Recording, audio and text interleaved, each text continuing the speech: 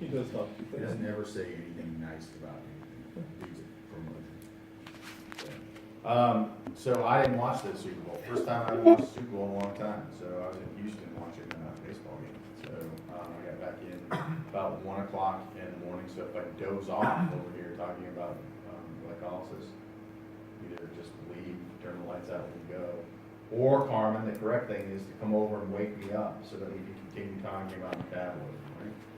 When you missed the Han Solo trailer. You missed Justin Timberlake's happy. Two Which things was that I could- okay. I thought it was very average. It was okay. Yeah, I thought it was very average too. I mean, it's not like NSYNC popped up anywhere. I mean, I was impressed that Justin Timberlake is still like kind of big. Yeah. Except that one kid that he They was put a trying to bring on. Prince like, on the just projection. It was like no big deal. Those are two things that I did not lose an ounce of sleep over last night was Justin Timberlake's halftime show and solo premiere. Did the Kessel Run in under 12 parsecs. Yeah. There's some pretty good commercials this year though. Why don't you Was there? wear your Star Wars costume? I didn't pay any Oh, attention. I will. I certainly Oh will. my God, just. It's a tie-dye. Announcements. I think we have a really big event coming up on Monday, don't we? Yeah, first exam. So. Is that Monday? That's Monday, this coming week. So start studying now. My exams, you cannot win, if we put it in Super Bowl terms, by starting the night before. So I would start going over the notes that are available. I put up the glycolysis pathway, so you could have studied that over the weekend.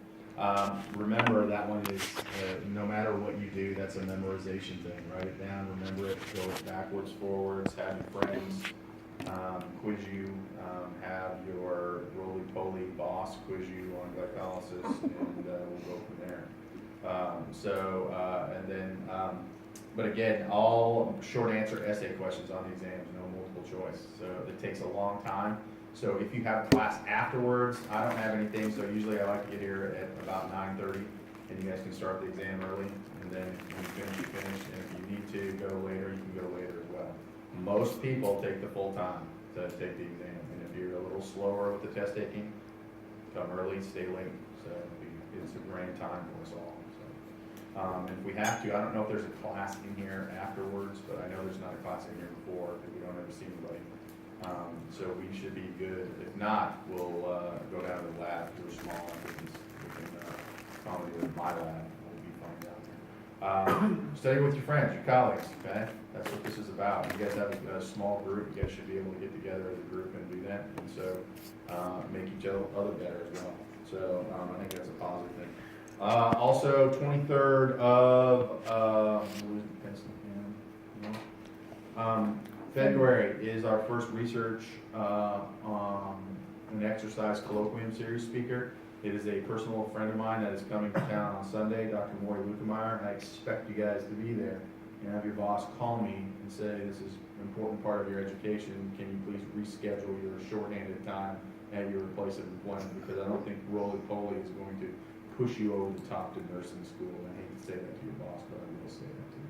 How's that sound? Have him call me. I'm very pleasant. Gotta go to that colloquium. Yeah. Plan ahead. 2 o'clock on Friday the 23rd in Annette Caldwell Simmons Hall. I think it's at 1:30. If it's not at 1:30, it'll be 1:44. Okay? We good? Okay, we left off, we were talking about glycolysis, and when we go into metabolism, we are what? Accountants, keeping track of things, right? Number one, we're gonna keep track of what? ATPs, because that's what this is all about. Other things we're gonna keep track of, FAD, NADs, okay, because they are electron transport carrier proteins. They're gonna carry that to the electron transport chain inside the mitochondria, okay? Some other things that we'll keep track of is that there will be a GTP molecule as well in the Krebs cycle that we keep track of. So that's what we're doing now. We're accountants. We're going through this whole process. So we started here and left off here on Wednesday talking about, so if you start with a molecule of glucose, which is what we prefer, you get a yield of 2 ATP. But if you start with glycogen, and glycogen is what? Glucose. Storage form. and Storage form of glucose, where we store it, man? Muscle and liver. Muscle and liver. So we like to have a little bit on hand so we can quickly get it into the cell for glycolysis, right? So why do you get more ATP yield from a molecule of stored glucose, glycogen, than you do from a molecule of glucose? You got the initial investment in one ATP. That's exactly right. Okay, so we're going to talk about that. We talked about it a little bit. But this right here are the common stages of glycolysis. So we're skipping a bunch of them. We're starting here with the first and ending up with pyruvate, okay? But glycogen comes in at glucose 6-phosphate and there's no ATP molecule needed, whereas glucose is converted to glucose 6-phosphate. We actually need to burn an ATP to have glucose go through glycolysis and produce ATP, okay? So now, let's do this, okay? So, 2 phases of glycolysis. We'll go back to this back here, okay? So, first there's an energy investment phase. So, if we start with a molecule of glucose, okay, we are going to have several phases where we're going to need 2 ATP. So, we're going to have to put ATP into the system in order for us to get ATP out that we can use as energy, okay? Once we put those 2 ATP in, as we continue down the cycle, we will then produce 4 ATP and 2 NADHs, okay? So if we look at the total net production of glycolysis for 1 molecule of glucose, this would be the total, how many total ATP are produced?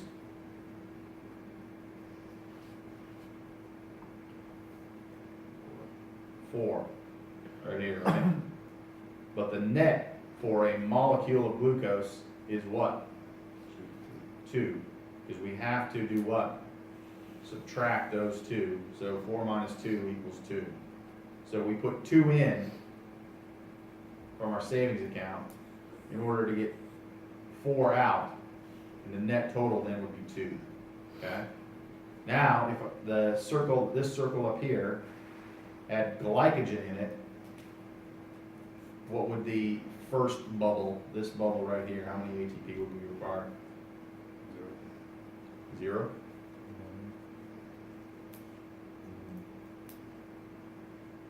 So, got a 1 over here and a 0 over here. Who is it going to be? What was the net production from that last slide? If you look, this is glucose. This is glycogen. What was the net that we said on that? It was 3, right? Okay. So how many total is going to be produced from glycogen? 4. 4. How many are going to be used in the investment stage? There we go, right? And it goes back to this, where this stage isn't occurring because we're converting glycogen to glucose 6-phosphate, which does not require an ATP. So that's where we get that difference in accounting for the net yield of ATP. Total yield's the same, 4. Net's 3 for glycogen, 2 for glucose because of the investment phase, okay? So it's this investment phase that creates that change, and specifically the ATP requirement, okay? Any questions on that? We'll get into it more.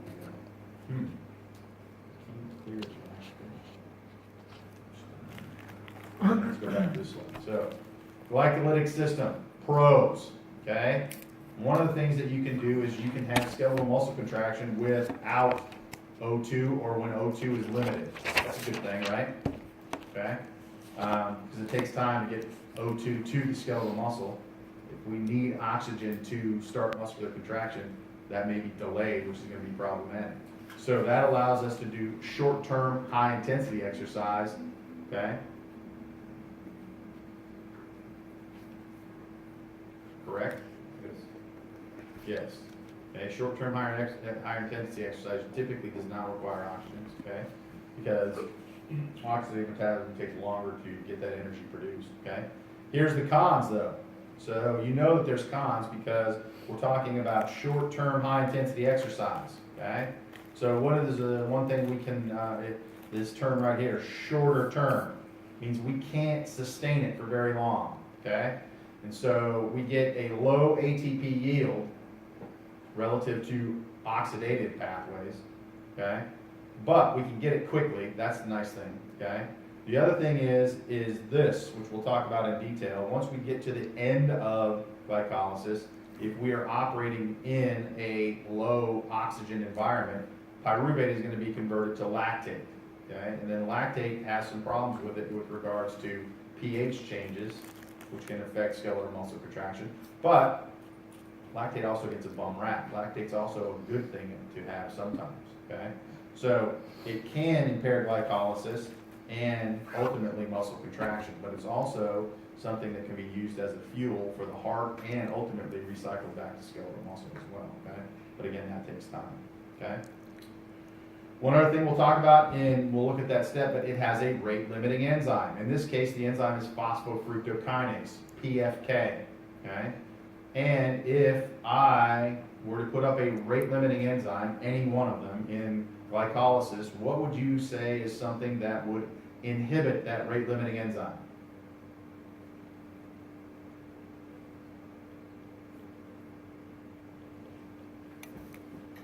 Increase ATP. So if you had increased ATP, why, Austin? You already have the energy, so you wouldn't need that enzyme to work. Correct. So if we have a lot of ATP on hand, that means that we're not using it for energy, right? So we don't need glycolytic pathways running constantly to produce ATP if we have a huge store of ATP already, okay? So what would promote that enzyme? Increased ATP. And why would that be like that, no? That's, Oops. means that more ATP is being used. That's exactly right. So what are we doing? We're breaking off that inorganic phosphate, releasing free energy from that, and now we have ADP, which indicates we are now using that energy, okay? So if you have ADP, you're gonna want to produce ATP. If you have a lot of ATP on hand, you don't need the process running, okay? You'll find that's a common thread in all rate-limiting enzymes, so don't forget that, okay? Does that go away? Questions about that? We'll talk about this feedback here with the Krebs cycle as well. Need a later slide. Let me know if you guys got it. I know we like to go fast in here.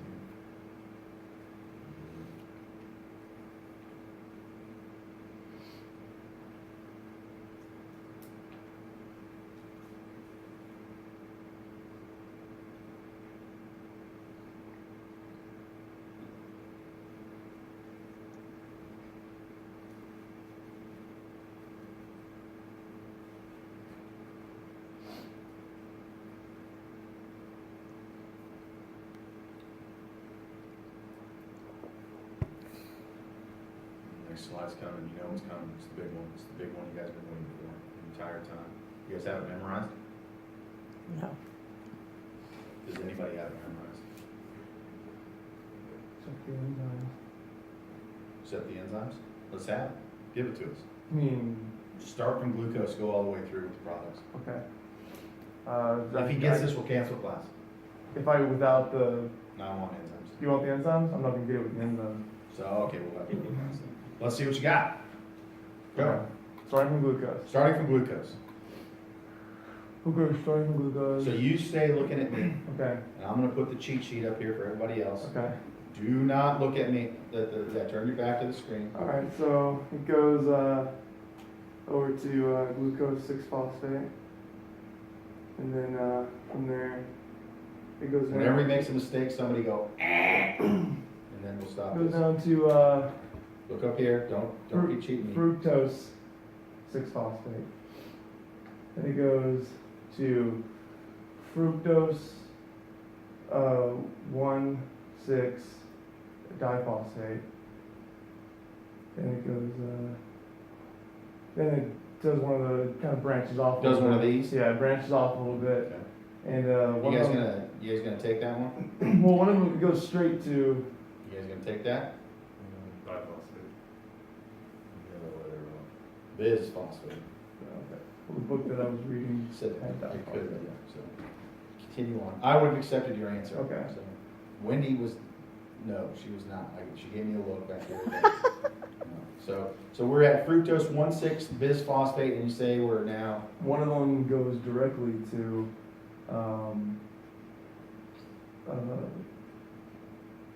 okay, that, one goes to dioxyacetone phosphate.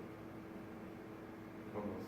Okay, dioxyacetone, dihydroxy. dihydroxyacetone acetone. phosphate, Yes. and then catches up with the other step where it goes to, 2 molecules of 3-phosphoglyceraldehyde,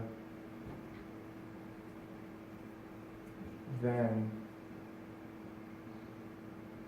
goes We're gonna to, go with that. So how about glyceraldehyde 3-phosphate? see, that's the book that I'm reading has. I would get a different book then, and use the notes that I've given you in Canvas. So let me tell you a So story. you wouldn't take my answer? I would take your answer, but you're confusing your colleagues here because you're using a different book. Okay, next. I'm using the book that was the required textbook. Is that the requirement? Ours says Yeah. that? Oh my God, that's why, so I told you that you either pay half the price for the book, and get half the book, or double, which do you want? So if all else fails, use the notes in the textbook. Want to keep going? Yeah, keep going. Okay. You're doing pretty good. So 2 molecules of 3-phosphoglyceraldehyde, and then it goes to 2 molecules of 1,3-phosphoglyceraldehyde. No? No, I'm not gonna give you that. Okay. 1,3 bisphosphoglycerate. Oh, that's what it is. That's what it is. Phosphoglycerate. Okay, we'll stop. Diphosphoglycerate. No, I got it from here. Oh, you got it from I here? Totally got it Oh, from let's here. go. Nailed It's it. easier.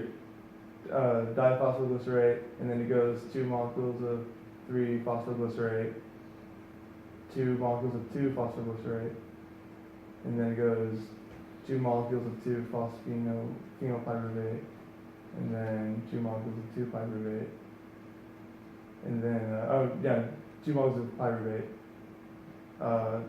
and then from there it either goes. We haven't got to there yet, though. So is pyruvate the end of glycolysis? No. Yes. Yes. Yes. So we haven't got to the other. Oh, okay. So, not bad. I would give you some credit for that. Yeah, I'm nicely done. impressed. Yeah, so well done, well done. Even got the 2 molecules that were going down there. So remember, we talked about this. So we start with glucose, we'll zoom in. And so do we need to know this? No. No, not now, but is it important? Yes. Of course it's important, okay? So this part right here, okay, is the energy investment phase that we talked about earlier, okay? So let's talk about that. Glucose goes to glucose 6-phosphate. The enzyme that catalyzes that reaction is hexokinase. And there is our first investment of ATP, okay? Glucose 6-phosphate then goes to fructose 6-phosphate. The enzyme that catalyzes that reaction is phosphoglucose isomerase, okay? Pretty benign one. Now, fructose 6-phosphate goes to fructose 1,6 bisphosphate. Enzyme that catalyzes that is phosphofructokinase. And here's our second ATP used for the energy investment phase, okay? So, tell me then, which would be a good spot for a rate-limiting enzyme?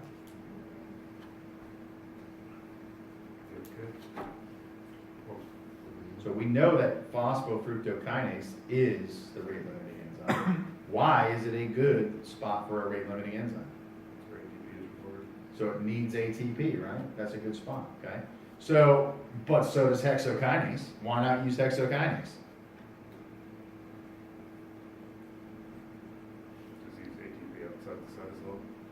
So I would argue that these two are good spots for rate-limiting steps, right?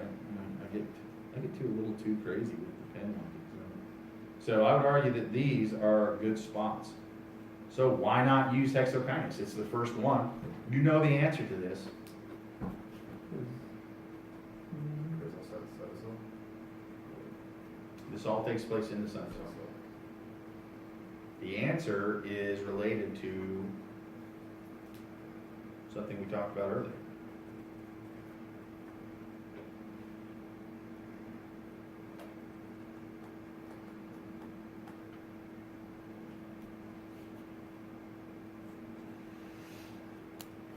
Have to do with that oxygen.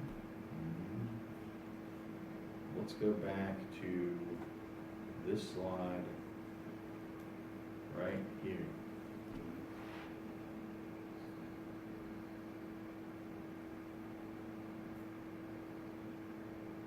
ATP required to get it into the cell.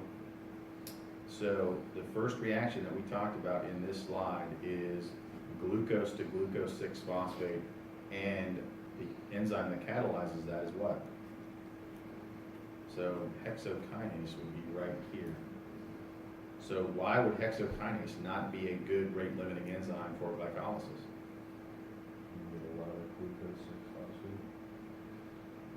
It actually has to do with the fact that you can get glycogen into the system and pass that enzyme. So this pathway right here does not require hexokinase, right? So that's not a good spot then to have this be the rate-limiting enzyme for glycolysis, because glycogen comes in here. It bypasses this enzyme. So you don't want your rate-limiting enzyme potentially to be a enzyme that you could bypass with glycogen coming into the cell, right? So it would, if we had a lot of ATP built up and hexokinase was our enzyme, we wouldn't break down glucose, but glycogen pathway may still be running full bore, wasting our stored glucose, okay? So now if you put that rate-limiting enzyme down here, now you stop both glucose and glycogen. Does that make sense? Okay? There's some intelligent design here in the old glycolysis system to put the rate-limiting enzyme in. And it's high enough in there that it's stopping the whole process. Plus, it is an enzyme that requires ATP. Good place to have a rate-limiting enzyme. Okay? So, that right here was, again, our energy investment phase. So we had 2 ATP going in right there, okay? And so now, as we break this down, all this stuff here. Any questions? Make sense? Okay.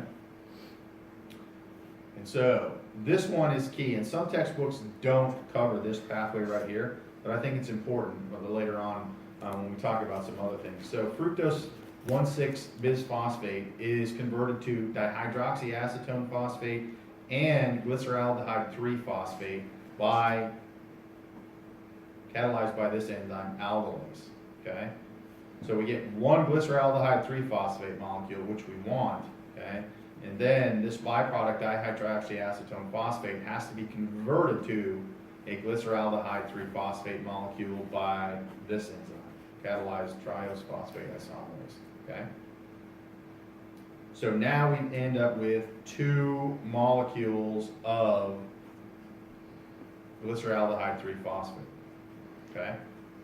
Some textbooks show 2 pathways coming down each glyceraldehyde 3-phosphate molecule. So this, as we talk about these, each one of these, the reactions would be going down twice because of the 2 molecules. Now it's important to know that this diagram is already adding that in. So because there's 2 molecules here, it's already putting 2 NADHs that are being produced in that glyceraldehyde 3-phosphate to 1,3-bisphosphoglycerate catalyzed by glyceraldehyde 3-phosphate dehydrogenase. That is actually 2 reactions happening for each molecule and producing 1 NADH per molecule. Does that make sense? So the 2 is the total of these 2 molecules and the 2 pathways. So this combines all of them. Some textbooks and things that you may see online may show you those two things and you're going, well, your R says this produces 2 NADH. Well, it's adding those two pathways together, so it just makes it a little more condensed in this version. Okay, any questions on that? Okay, so again, we are accountants. So now, accounting-wise, what do we have happening from glyceraldehyde 3-phosphate to 1,3-bisphosphoglycerate? We now see our first NADHs, okay? And I told you that we are accountants, and we need to keep track of that. So, 1,3-bisphosphoglycerate, that's where we're at. We're going to stop right here, right now. And so, accounting-wise, what are we at right now? So here we're stopping the process right here. Accounting-wise, what do we have? 2 NADHs, We got 2 NADHs, 2 hydrogens. 2 hydrogens. What else do we have? Minus 2 ATP. We're 2 ATP in the hole. So we're minus 2 ATP, but we're plus 2 NADHs. Great. Okay? We'll talk about where those NADHs go in a moment. All right. So now we're going down. 1,3-bisphosphoglycerate goes to 3-phosphoglycerate. Phosphoglycerate kinase is the catalyst for that. Aha! We get 2 ATP. Okay? So 1 molecule of ATP per molecule of 1,3-bisphosphoglycerate converted to 3-phosphoglycerate. All right, let's stop here. What's our accounting at now? So we are here at 3-phosphoglycerate. That's 2 NADHs. 2 NADHs, and now we paid our debt back, right? Awesome. So we're at 0 ATP, all squared in the borrowing department. Okay. Now 3-phosphoglycerate is converted to 2-phosphoglycerate by phosphoglyceromutase. 2-phosphoglycerate is converted to phosphoenolpyruvate by enolase. 2 waters are produced there. Keep track of those. Okay. So now we stop here at phosphoenolpyruvate. What's our accounting? What do we got? How many ATP? 0 ATP. How many NADH? 2 NADH. How many water molecules? 2 water molecules. Okay, perfect. So we're keeping good count of everything happening right here. Okay. Last step, phosphoenolpyruvate converted to pyruvate by pyruvate kinase, enzyme that catalyzes that reaction, and bada bing, we are now producing 2 ATP. What's our accounting now? 2 ATP, 2 NADH, 2 All right, so if we were to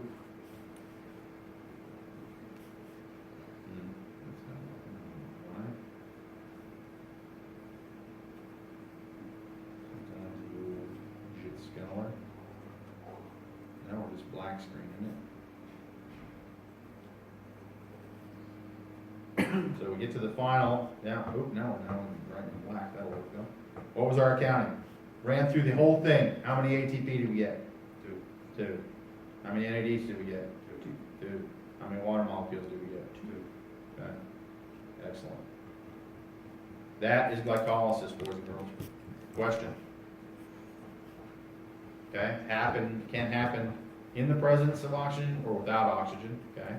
But it will fuel short-term high-intensity exercise, but what was the cons about it? Yield wasn't very much, right? Only got 2 ATP out of the whole thing, okay? If we're running in a low oxygen environment.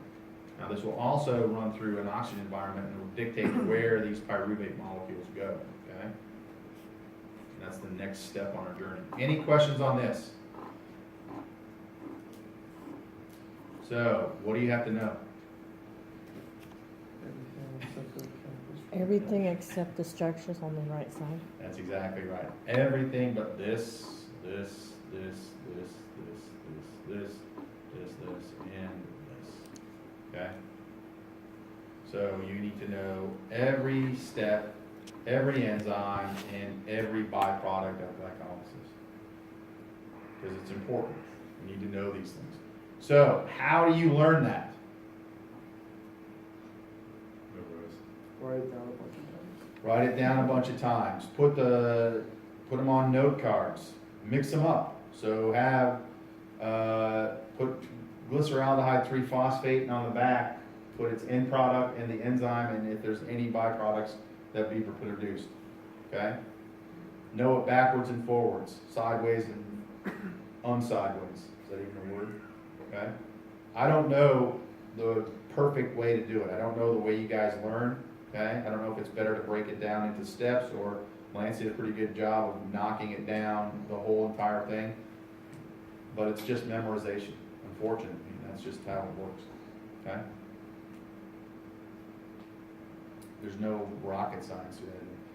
Again, practice makes perfect. Do not wait to the last minute. Take this week right now and every day do glycolysis 2 or 3 times. Will this be on the exam? Yes. No. Hell yes, it'll be on the exam. We just spent an hour talking about it, yeah. We made Lance go through the whole thing. We're talking about keeping all the accounting. Will this be on the exam? Maybe we'll throw it in there. Maybe a bonus question. How's that sound for everybody? I think that'd be a great start. How come the book, they're written out differently? How what is written out? The book. Show me the book, because I don't know what the book says. It better not be written out differently. I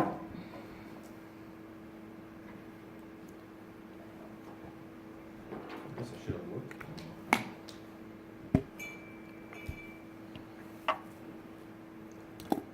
That's just nomenclature, I think, with that. So what's interesting to me is they don't have the enzymes in there, right? Because you've added the enzyme in there. So everything that you did with regards to memorizing it is all based upon nomenclature and chemistry. And so why your colleagues were not going to give you credit for it, I wouldn't give you credit for it. So it's just how you can say something in chemistry different ways, and they're doing it different ways here.